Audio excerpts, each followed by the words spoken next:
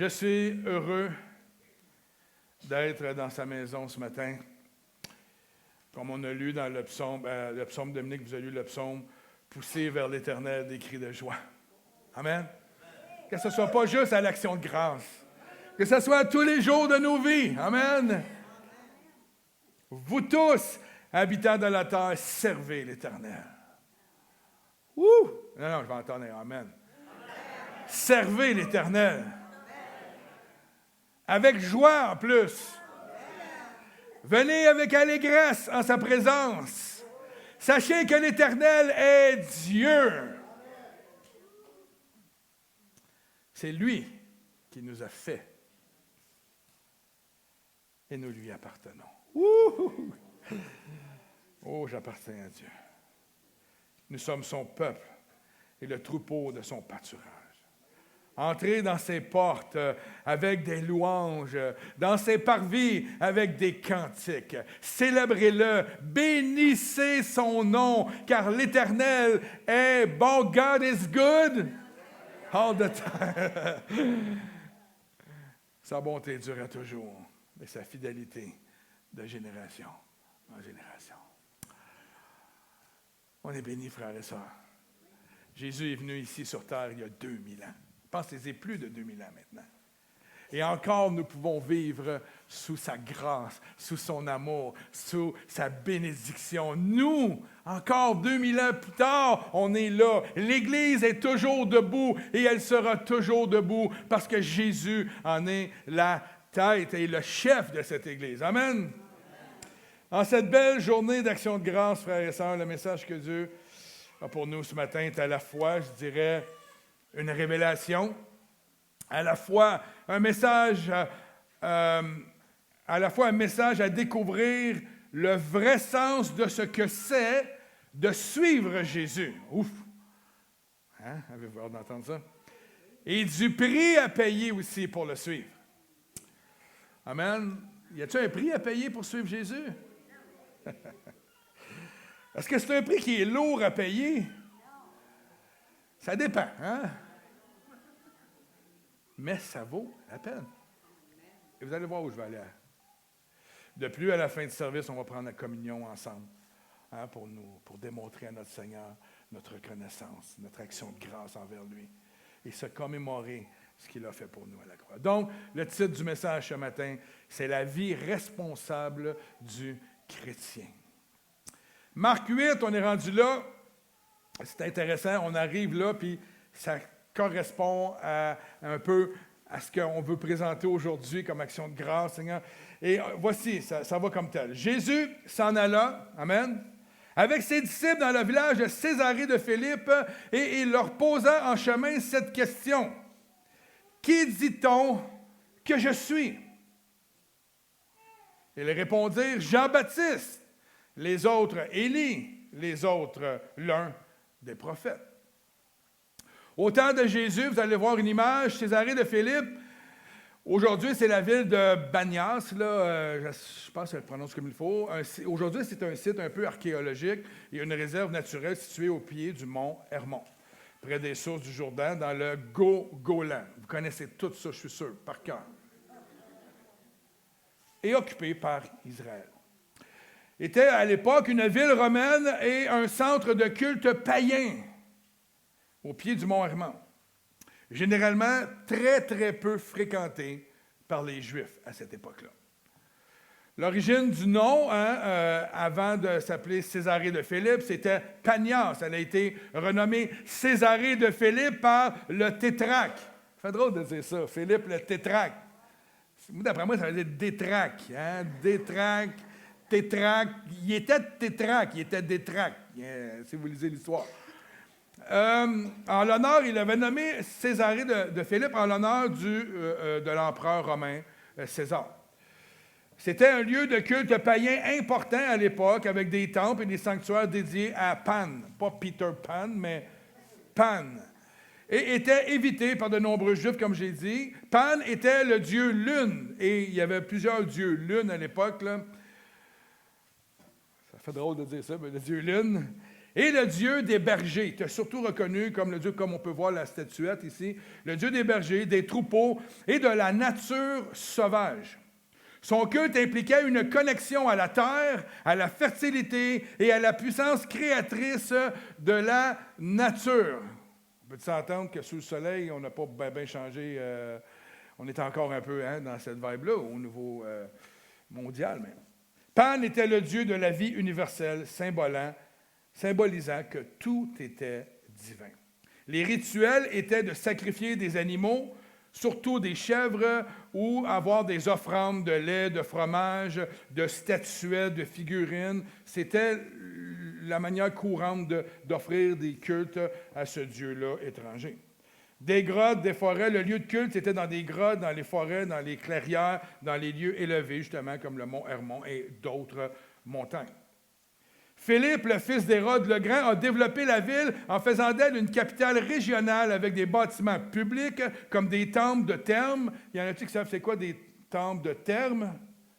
C'est des saunas, des bains de tu sais, on a aujourd'hui, on en a plein de ça, mais ce pas des temples, il faut faire attention. Là. Aujourd'hui, c'est pour le bien-être, la santé, mais c'était comme ça à l'époque. Il y avait des saunas où les hommes se réunissaient, il y avait toutes sortes de trucs comme ça à l'époque et c'était très, très, très populaire chez les Romains. Il y avait des théâtres, et c'est en parcourant cette région païenne, vraiment, avec toutes sortes de croyances que Jésus demande à ses disciples. Et vous, au verset 29, leur demanda-t-il, « Qui dites-vous que je suis? » Pensez-y, il se promène dans un lieu où les Juifs ne vont pas beaucoup, c'est ténébreux, et Pierre lui répondit, « Tu es le Christ, Jésus. » Excusez-moi, tu es le Christ. Jésus leur recommanda sévèrement de ne dire cela de lui à personne. Si vous connaissez le même texte dans Matthieu, on réalise que Marc ici expédie assez rapidement la conclusion de ce passage-là.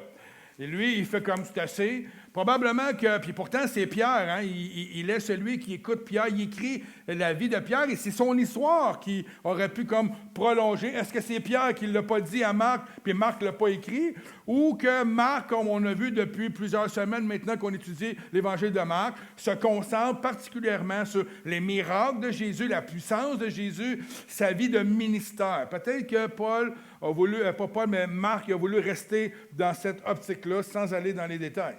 Mais j'aimerais qu'on puisse aller dans Matthieu 16, 13 et voir un peu comment Matthieu perçoit, lui, qui est un gars de détail. Amen.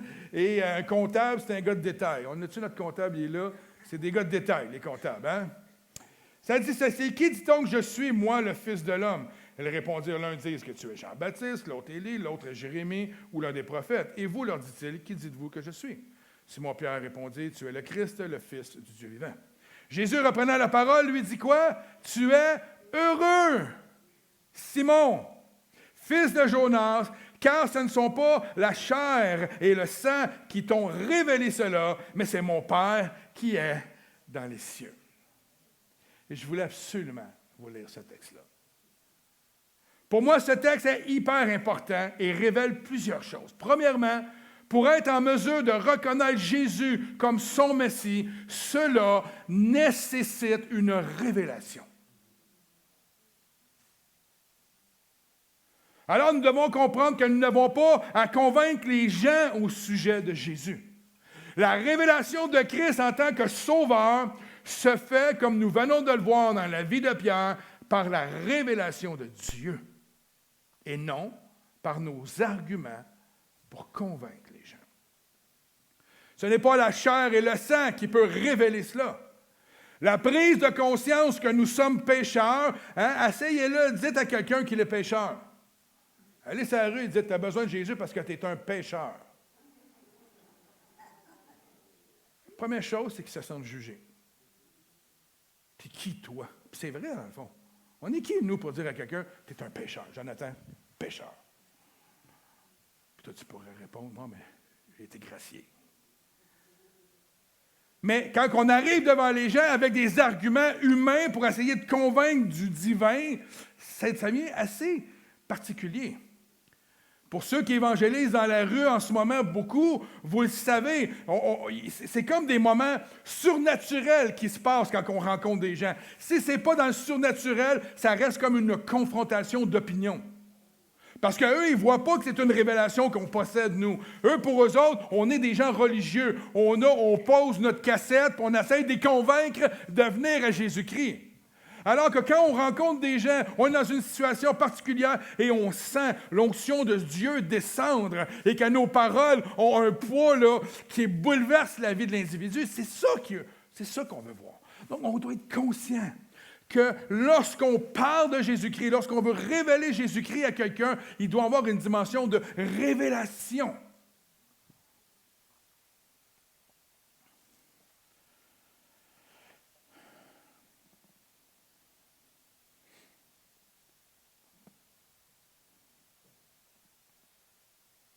C'est uniquement le Saint-Esprit qui peut convaincre tout homme de péché. Uniquement le Saint-Esprit. J'aurais mal vu, moi, quand je suis venu à Jésus, quelqu'un venait me voir et me dire que je n'étais pas un bon gars. Ce que tu fais, c'est pas correct. J'aurais dit, pas de tes affaires. Non, mais qui peut me venir voir un autre être humain pour lui dire, c'est pas correct ce que tu fais? Donc, il est important pour nous croyants de marcher par l'Esprit de Dieu, de discerner ce que le Seigneur veut qu'on dise aux gens quand on les rencontre. Quand nous comprenons que nous n'avons pas à convaincre les gens, je vous le dis, la mission de partager Jésus, d'être des témoins, devient beaucoup plus légère. Elle n'est plus un fardeau. Et on va être beaucoup moins découragé le moment où la personne dit non merci à Jésus. Parce qu'on va comprendre que peut-être que Jésus est venu pour se révéler à lui. Mais à partir du moment où il a décidé de dire non merci. Et on continue après. Parce que si on pense que c'est basé sur nos arguments, nos efforts, nos choses qu'on a appris par cœur pour pouvoir le dire, on va être désappointé souvent. Sur les 120 personnes que vous avez rencontrées, vous êtes rendu à peu près à ça. 103, tu sais. Combien sont venus à Jésus-Christ? Ça ne veut pas dire que sur le moment même, ces 103-là viennent à Jésus. Mais ce qu'ils ont fait, c'est semer Jésus. Et le Saint-Esprit n'a pas besoin de nous pour travailler les cœurs. Et à un autre moment donné, un autre va passer, va semer encore. Et le Saint-Esprit continue d'arroser ce qui a été semé. Et à un moment donné, la révélation arrive. Ils sont touchés et viennent à Jésus-Christ. Alors, c'est une révélation. Amen. La deuxième chose, tu es heureux, Simon. C'est drôle. La révélation que Jésus est le Sauveur et le Messie n'est pas une révélation de douleur. C'est une bénédiction. Le mot heureux, c'est makarios. Qui le savait? Makarios, en grec, qui signifie également « tu es béni ». C'est pas juste d'être heureux, mais c'est comme Pierre, tu es béni parce que tu as reçu la révélation de Dieu. Hein? Tu es heureux d'avoir reçu une révélation, et moi je le vois comme ça, et d'être dans le secret de ton Dieu. Moi je me sens privilégié.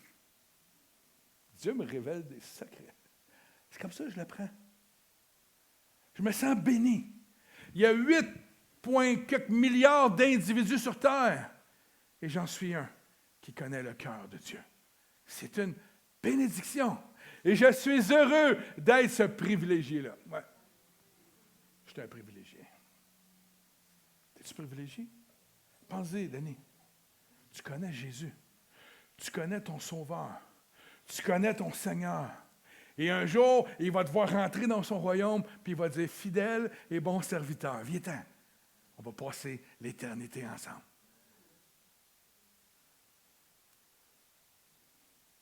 Quand la mort vient frapper à la porte, nous, on se réjouit.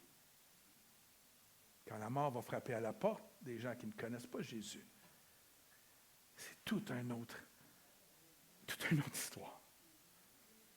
Réalisons, frères et sœurs, que la vie chrétienne est une question de révélation. La compréhension des Écritures est une question de révélation. C'est une nourriture qui nous nourrit, qui nous garde et qui nous donne une sagesse qui vient de quoi? D'une révélation. Ce n'est pas la sagesse de Dieu qui nous habite, mais la sagesse révélée de Dieu en nous.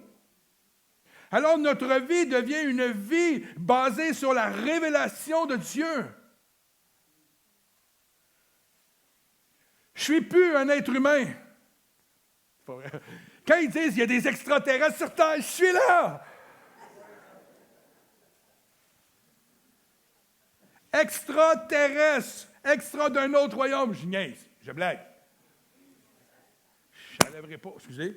Ma peau, si je l'enlève, c'est du sang en dessous, c'est des nerfs, c'est... Mais regardez qu'est-ce que la parole dit. Paul dit dans 1 Corinthiens 2,12, il dit ceci. Vous allez voir comment ça vient tout allumer. Or, nous n'avons pas reçu l'esprit du monde. Donc, quand tu viens à Jésus, tu reçois l'Esprit de Dieu qui vient habiter en toi. Ce n'est pas l'esprit du monde, ce n'est pas le raisonnement du monde, ce n'est pas la sagesse du monde. Tu n'as pas reçu l'Esprit du monde, mais l'Esprit qui vient de Dieu. Elle vient de Dieu afin de connaître les bienfaits que Dieu nous a donnés par sa grâce. Révélation. Et nous en parlons non avec des paroles qu'enseigne la sagesse humaine, mais avec celles qu'enseigne l'Esprit Saint. Ainsi, nous employons un langage spirituel pour exprimer ce qui est spirituel. C'est un langage. C'est pour ça qu'on a besoin de révélation. Mais l'homme naturel n'accepte pas ce qui vient de l'Esprit de Dieu. Pourquoi? Parce qu'il ne le comprend pas. Ce n'est pas parce qu'il ne veut pas, il ne le comprend pas. Le langage que nous avons ne peut pas saisir à moins d'une révélation. Et cette révélation se produit des fois lorsqu'on est en discussion avec des gens, on voit les yeux des gens s'ouvrir devant nous. On les voit qu'il y a un moment où Dieu se révèle, un moment, et là c'est majestueux, c'est extraordinaire. Et là on vit un privilège. Conduire quelqu'un à Jésus-Christ. Si ça ne vous est jamais arrivé, vous devriez le faire à tous les jours, sans relâche, partager Jésus, jusqu'à temps que ça vous arrive. Parce que la journée que vous amenez quelqu'un à vivre ce que vous avez vécu, votre vie ne sera plus jamais la même. Parce que la Bible ne dit pas que c'est seulement les pasteurs, les évangélistes qui doivent faire ce travail-là. La Bible dit que nous sommes tous témoins. Mais on est témoins de quoi? On est témoin de ce qu'il a fait en nous. Il n'y a pas meilleure personne pour expliquer à une autre personne ce que Jésus a fait dans ta vie que toi-même. Personne d'autre. Bon, je te rendu où? Mais l'homme naturel n'accepte pas ce qui vient de l'Esprit de Dieu, car c'est une folie pour lui. Il est même incapable de le comprendre parce que c'est spirituellement qu'on en juge. L'homme dirigé par l'Esprit, au contraire, juge de tout et n'est lui-même jugé par personne. En effet, qui a connu la pensée du Seigneur et pourra l'instruire? Or, nous avons la pensée du Seigneur. Pensez-y. Nous avons la pensée de Dieu. Je l'ai déjà expliqué, raconté, mais je pense que je vais le raconter encore. Dans un cégep, à un moment donné, avec 400 étudiants, j'ai été invité à débattre sur la création et l'évolution. Il y avait 2 scientifiques qui croyaient à l'évolution et il y avait un pasteur et un scientifique chrétien qui croyaient évidemment à la création. 400 personnes. Et j'ai vu en action la puissance de Dieu, l'Esprit de Dieu tomber dans le lieu. Et que les jeunes qui étaient là applaudissaient à chaque intervention que je faisais. Et pourtant, ils n'étaient probablement pas tous chrétiens, mais ils étaient saisis par le Seigneur. Je suis convaincu. J'ai pu débattre sur ce panel-là de discussion pendant 2 heures avec des scientifiques qui ne comprenaient pas, comme c'est dit ici, rien de ce que je disais. Parce qu'ils étaient aveuglés par leur volonté à eux de croire en autre chose. Mais c'est drôle, la foule qui était là acquiesçait à ce que moi je disais. C'était particulier.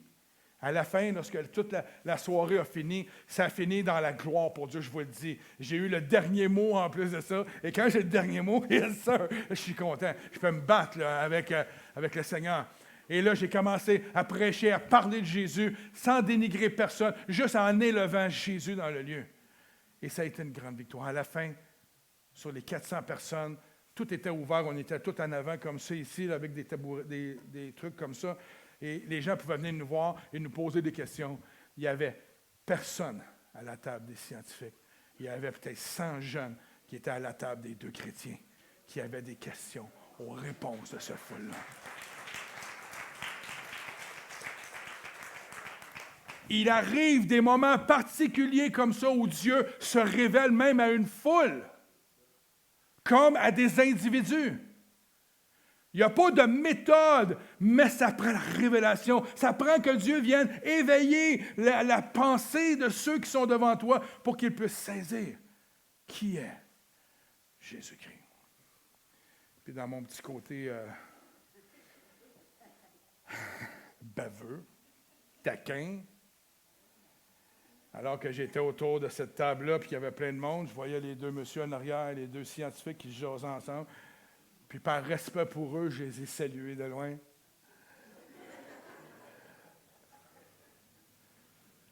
Amen. Combien il y en a des soldats pour Jésus ici? Combien il y en a qui veulent voir Jésus, hein, on va dire quelque chose, renverser la pensée de ce monde? C'est une guerre, frères et sœurs. C'est une guerre spirituelle. On n'est pas en vacances, pas encore. On va avoir l'éternité en vacances. Denis, plus de construction. Jean-Paul, les murs vont être faits en or. On n'aura même plus besoin de tes services, Jean-Paul.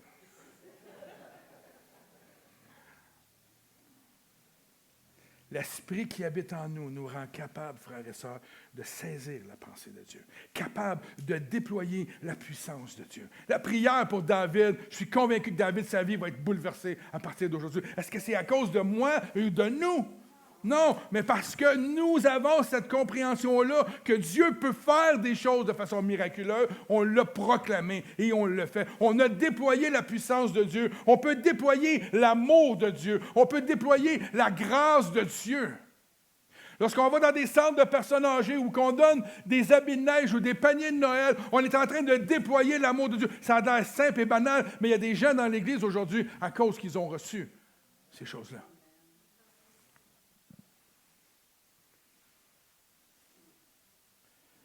Au verset 31, ça dit « Alors il commença à leur apprendre qu'il fallait que le Fils de l'homme souffrit beaucoup, qu'il fût rejeté par les anciens. » Et j'ai souligné ici « anciens, principaux sacrificateurs et scribes ». Pourquoi? Parce que ça dit « il fallait ». Hein? Il fallait qu'il soit rejeté. C'était annoncé prophétiquement et Jésus est en train de dire à ses disciples « Hey les boys, il faut que ça arrive. » Vous allez voir la suite, là, vous la connaissez un peu. Il faut que ça arrive. Donc, j'ai juste pris une petite marque là parce que je trouvais ça important. C'est pas par hasard, ils ne l'ont pas rejeté. C'est parce qu'ils n'avaient pas reçu, eux aussi, la révélation de qui était Jésus. Ils étaient des hommes religieux selon la pensée du monde à cette époque-là. Même s'ils étaient des hommes religieux. Alors, il fut rejeté par les anciens, les scribes, qu'il fut mis à mort et qu'il ressuscita 3 jours après. Au verset 32. Et il leur disait ces choses ouvertement. Et Pierre, l'ayant pris à part, se mit à le reprendre. Un petit peu de guts, notre Pierre, hein? Mais Jésus se retournant en regardant ses disciples, réprimanda Pierre. Hein? Pierre, il pensait de faire un bon coup, là. Il me semble de se faire réprimander par Jésus, ça doit être particulier. Surtout avec les paroles qu'il dit. Il réprimanda Pierre, il dit « Arrière de moi, Satan. Car tu ne conçois pas les choses de Dieu, Tu n'as que des pensées humaines. Aïe aïe. Dans la version second 21, c'est-à-dire car tes pensées ne sont pas les pensées de Dieu, mais elles sont celles des hommes. La pensée des hommes. Ici, Jésus n'est pas en train de dire que Pierre est Satan. J'espère qu'on avait tous compris ça. Mais qu'il ne conçoit pas les choses comme Dieu les voit. Il était animé de la pensée humaine, la pensée des hommes de ce monde, de cette époque, qui pensent à eux et qui ne pensent pas à Dieu. Ils pensent à leur plan à eux, à leur manière de voir les choses. Et pourtant, ils venaient de recevoir la révélation que Jésus était le Messie. Mais ils ne comprenaient pas encore ce texte-là où Jésus annonçait qu'il était pour mourir un jour. Cela nous démontre à quel point nous avons besoin, nous, en tant qu'enfants de Dieu, d'être renouvelés. Imaginez, Pierre vivait avec lui 24-24. Il était toujours avec. Il l'a vu de ses yeux faire des signes, des miracles, des prodiges.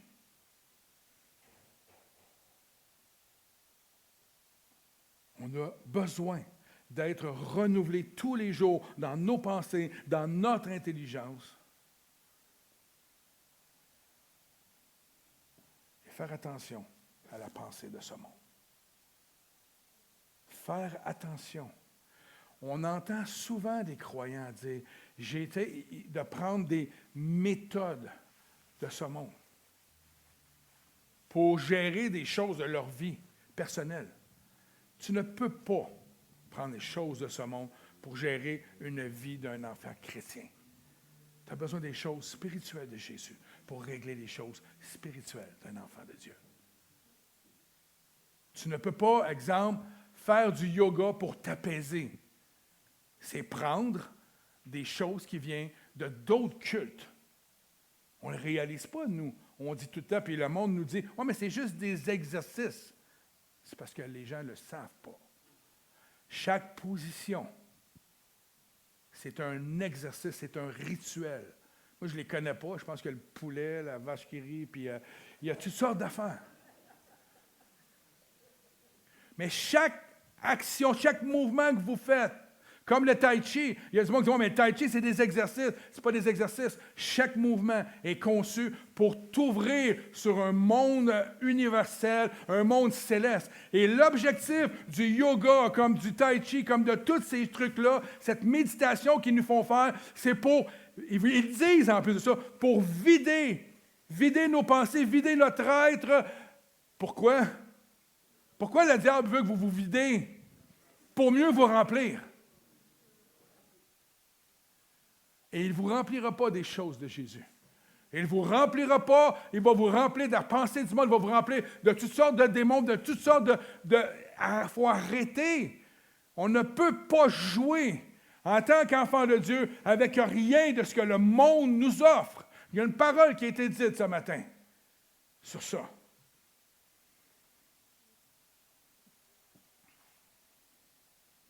Nous devons faire attention quand nous arrivons devant Dieu avec nos arguments. J'ai déjà vu dans des temps de prière des gens négocier avec Dieu, dire à Dieu, je ne suis pas d'accord.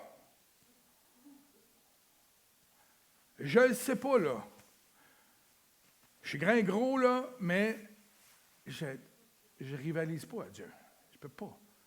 Comment peut-on dire à Dieu, je ne suis pas d'accord? Peut-on dire à Dieu, je ne comprends pas? Ah ben oui. Pourquoi ça arrive? Ah ben oui. Mais de commencer à négocier avec Dieu, si tu ne fais pas ça, je l'ai entendu de mes oreilles, là, si tu ne fais pas ça, moi je ne ferai pas ça. Hein?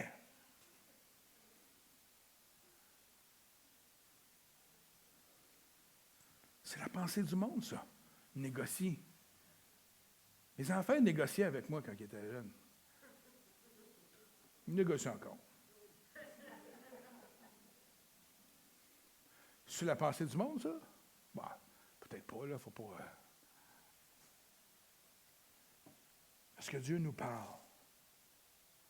Nous devons discerner et concevoir le plan de Dieu avant de concevoir le nôtre. Quand Dieu a dit à mon épouse, alors qu'on était dans un ralliement de jeunesse, j'étais jeune, on était jeunes chrétiens, elle dit, tu vois ton mari, Non, moi, j'avais été voir mon époux, j'avais dit, le Seigneur m'appelle au ministère. Je ne vous donnerai pas sa réaction. Et plus tard, on est arrivé dans un ralliement de jeunes et j'étais en train de prier pour des jeunes et le Saint-Esprit lui a révélé, lui a dit, regarde, ton mari a un cœur de berger, il a un cœur, c'est ça qu'il va faire, il est appelé. Et à partir de ce moment-là, elle l'a compris, elle l'a saisi, puis elle a embrassé la mission, puis elle-même est dans la même mission. Ce n'est pas ma mission, c'est notre mission. Elle n'a pas astiné Dieu, elle n'a pas moqué Dieu quand moi je lui ai dit ça. Mais pour elle, elle sait d'où je viens, qui je suis. Ça peut être un peu compliqué d'y croire.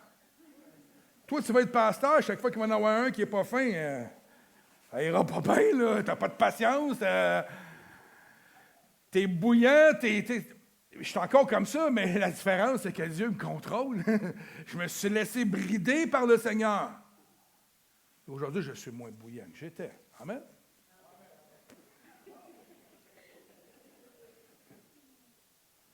Dieu va nous modeler à l'appel de nos vies.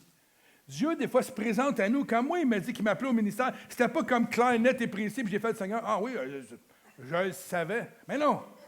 J'ai fait que, j'y crois pas. Je n'étais pas capable de croire que Dieu pouvait appeler un gars qui vient d'un milieu comme le mien à servir Jésus, à prêcher la parole de Dieu, à aller vers les nations. Je ne pouvais pas le concevoir, mais je n'ai pas dit à Dieu, « Voyons, t'es ben niaiseux. » J'ai dit, « Si tu le dis, qu'il en soit ainsi. » Et le Seigneur, tranquillement, te transforme, t'équipe et t'amène. Tu fais à l'Institut biblique, tu fais des cours, des formations, tu commences à faire un peu de ministère et tranquillement, pas vite, tu avances, et tu deviens ce que le Seigneur te demande de devenir.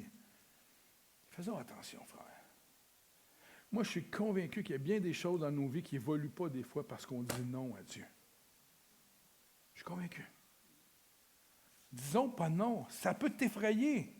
Mais si Dieu te parle, dis-lui pas non. Dis, c'est quand que ça va arriver? Faites-lui confiance. Amen. Argumentons pas avec Dieu.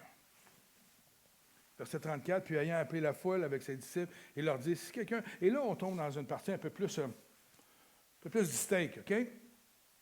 Puis ayant appelé la foule avec ses disciples, il leur dit, si quelqu'un veut venir après moi, qu'il renonce à lui-même, qu'il se charge de sa croix et qu'il me suive. Car celui qui voudra sauver sa vie la perdra, mais celui qui perdra sa vie à cause de moi et de la bonne nouvelle la sauvera. Est-ce que c'est une parole dure? Tout dépend de la manière qu'on la voit.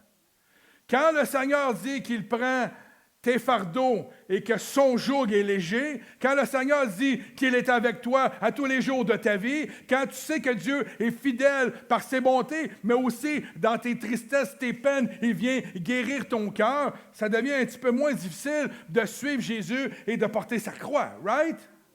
Parce que la croix, elle a été beaucoup allégée à sa croix, lui.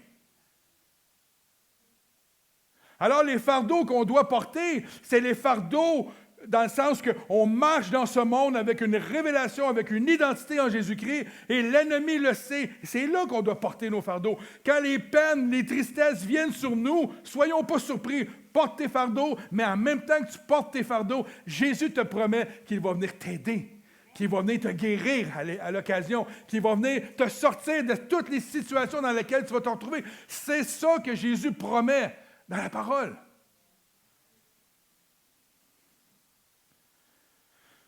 Frères et sœurs, la vie de disciple de Christ n'est pas un pique-nique. J'avais le goût de le dire. Pique-nique. Ce n'est pas un club med. Même si c'est super agréable d'être ensemble, right? Oui, c'est par la grâce que nous sommes sauvés et ça ne changera jamais. Il faut comprendre ça. Mais la marche chrétienne ne sera jamais des vacances.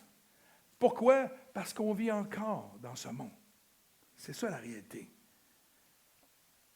Ça ne sera jamais une vie uniquement de confort. Est-ce qu'on a du confort en tant que chrétien? Ben oui.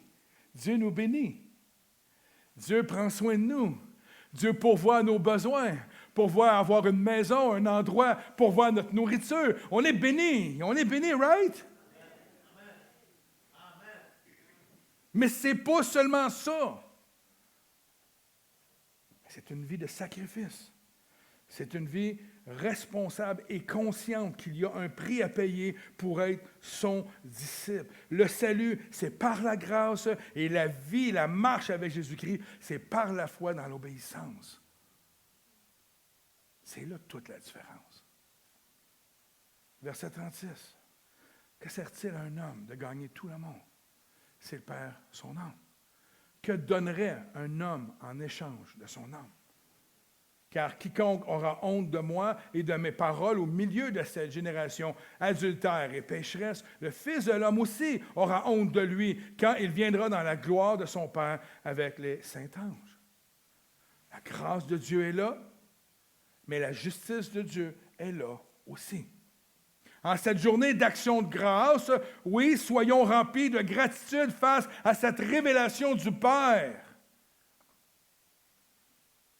Révélation qui nous a permis de devenir enfants de Dieu.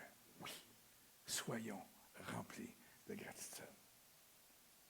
En conclusion du message, avant d'aller à la communion, j'aimerais résumer rapidement, parce qu'il y a beaucoup de choses qui sont dites. C'est par une révélation et une conviction profonde en chacun de nous, déposée par Dieu, qui a fait qu'on a pu réaliser que nous étions pécheurs et que nous avions besoin d'un sauveur pour que nos péchés soient pardonnés. C'est une révélation. Ce n'est pas par nos forces. Deuxièmement, que chaque chrétien doit être responsable de porter sa croix en renonçant à sa vie pour être au service de Christ. C'est un coût à payer d'être au service de Christ. Mais c'est une vie de bénédiction. Amen. Être au service de Christ, ça ne veut pas dire plus rien, plus de vacances, plus rien. Non, c'est être à son service. Et quand tu es au service du roi des rois, quel honneur. Amen. Êtes-vous honoré? Moi, je suis honoré. Faisons attention de ne pas, troisièmement, faisons attention de ne pas avoir la pensée du monde. Elle est contraire à celle de Dieu. Surtout nos argumentations, surtout, faisons confiance en Dieu. Ayons la foi. Doutons pas. C'est difficile. Quatrièmement, n'oublions pas que la valeur de l'âme est inestimable selon Dieu. L'âme est la plus précieuse, est plus précieuse que tous les biens de ce monde. Également que Jésus nous rappelle que la vie éternelle est plus importante que la vie terrestre. Ne l'oublions pas en tant qu'enfants de Dieu. Nous sommes que de passage. Ce n'est pas notre maison et notre résidence première. On est de passage, on est au chalet. Good, hein?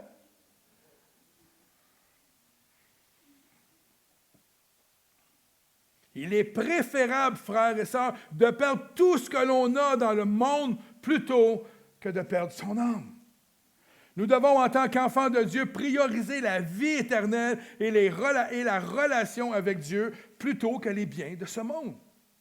Les chrétiens doivent évaluer leurs priorités et s'assurer de ne pas mettre par les biens de ce monde, de mettre comme si c'était plus élevé que l'héritage qu'on a reçu. Il n'y a rien de plus élevé que ça. Les chrétiens doivent se rappeler que leur âme est précieuse et qu'elle vaut plus que tous les biens de ce monde. Jésus, par ses textes, veut que nous réalisons la valeur inestimable de l'âme humaine et la priorité de la vie éternelle. Les chrétiens doivent prioriser la vie éternelle et la relation avec Dieu. Savez-vous que dans la parole, ça me pop de même, mais je ne me souviens pas du verset dans la Révélation, qui parle qu'il va y avoir des récompenses pour les services rendus. Est-ce qu'on fait le ministère pour les récompenses? Non. Mais Dieu dit qu'il va récompenser ses enfants. Ceux qui vont le servir, ceux qui vont mettre leur vie de côté pour mettre au service, vous allez être récompensés de ça. C'est sûr qu'on ne le fait pas pour ça, mais quand on y pense, Dieu n'oublie rien. Dieu ne veut pas simplement que vous le servez comme comment on appelle ça, un esclave ou non, Dieu veut que vous le faisiez avec amour pour lui, avec reconnaissance et avec gratitude envers lui. Mais Dieu va récompenser ceux et celles qui l'auront servi.